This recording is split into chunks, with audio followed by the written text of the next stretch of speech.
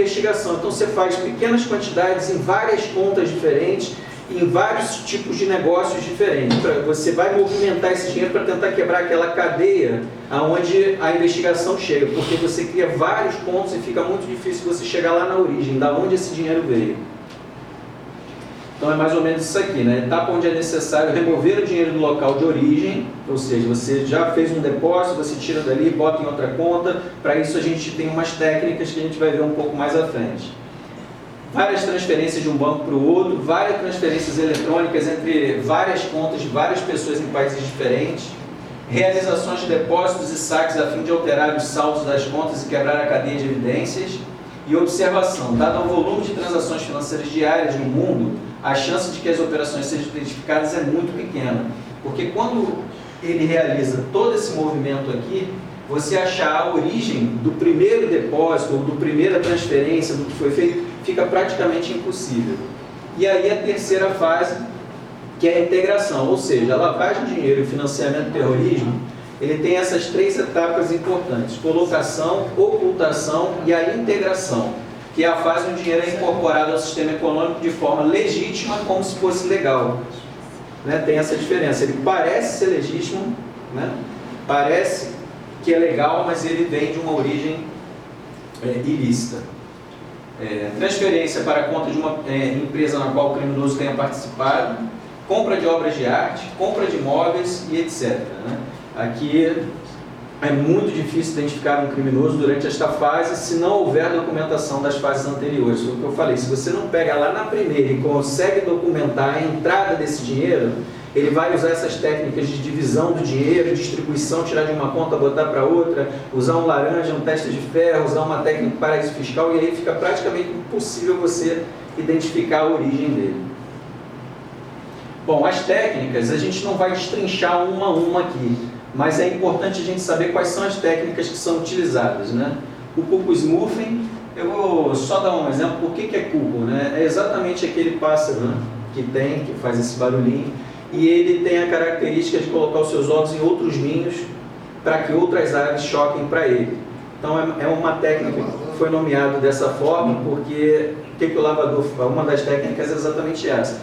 Eu pego algumas pessoas conhecidas ou alguns laranjas, né, e vou colocando lá o dinheiro para depois recolher futuramente, quando eu quebro aquela cadeia de evidências, eu vou lá e recolho o dinheiro e centralizo tudo numa conta só, ou seja, é quando os ovos eclodem, né?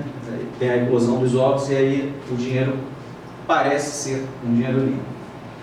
Empresas de fachada, que aí você falou, a gente falou um pouco aqui, né, Márcio, mas empresa de fachada, às vezes o cara cria lá, tem o CNPJ, tem tudo, mas não tem nada físico, né? É simplesmente uma empresa que o cara vende ali. É por isso que quando a gente está fazendo a avaliação de lavagem de dinheiro das empresas, é importante a gente fazer lá o conheço o seu cliente, visitar a base da empresa, saber se o que ela produz, o que ela diz que produz realmente é produzido, para entender se aquela empresa também é uma empresa de fachada ou não.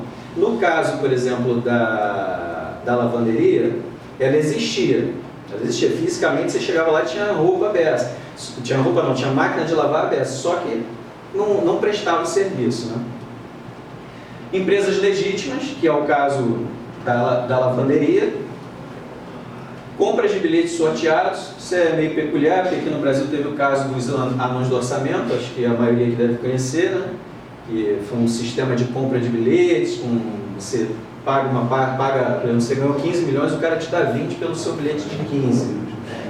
Enfim, teve um deputado aqui, que eu não lembro se ele está vivo ainda, João de Deus, né? João de Deus, que ele falou que, acho que foi o Jô Soares nessa entrevista, perguntaram se ele ganhou 200 vezes. Eu tive muita sorte, eu ganhei 200 vezes na isso num programa de rede nacional, que bem respeitado e tal, o cara mandou uma declaração dessa, né? Parecia um programa de comédia, mas...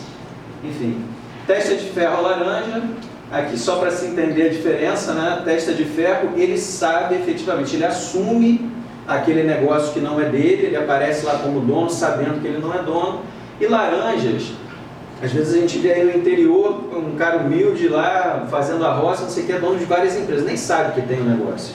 Então a diferença basicamente é essa: o testa de ferro sabe que está fazendo, que aquilo ali está sendo feito, ele assume o negócio, e o laranja, ele pode saber ou não que ele está sendo usado para aquilo ali, mas ele não assume, né? Ele, sabendo que está sendo utilizado, ele não é o cara que está de frente do negócio, ele só é um nome utilizado.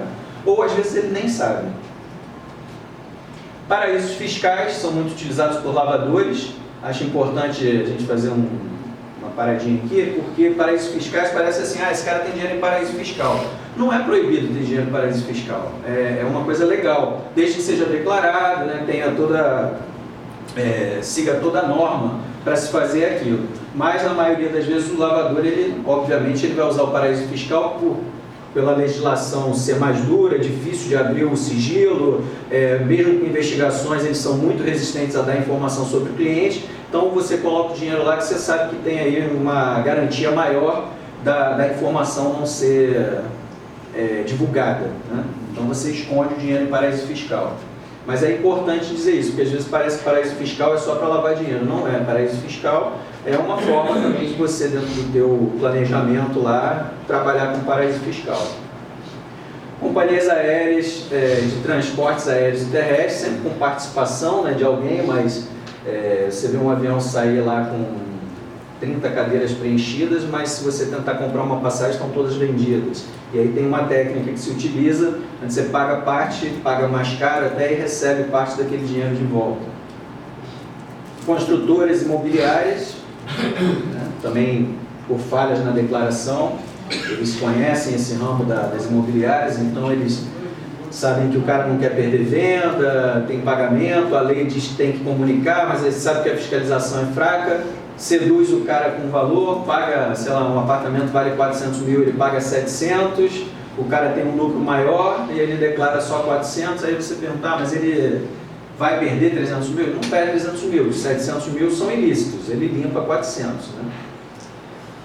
Antiguidades, pedras preciosas e joias, obras de arte, no caso das joias aqui, a gente foi descoberto, né, o esquema do ex-governador do Rio de Janeiro com uma joalheria famosa aqui, e, enfim, era vendido sem nota fiscal, aquilo não se sabe qual preço foi pago, é a mesma coisa. Ele transformou aquilo ali num patrimônio para que futuramente fosse vendido. É que literalmente a casa dele caiu, né?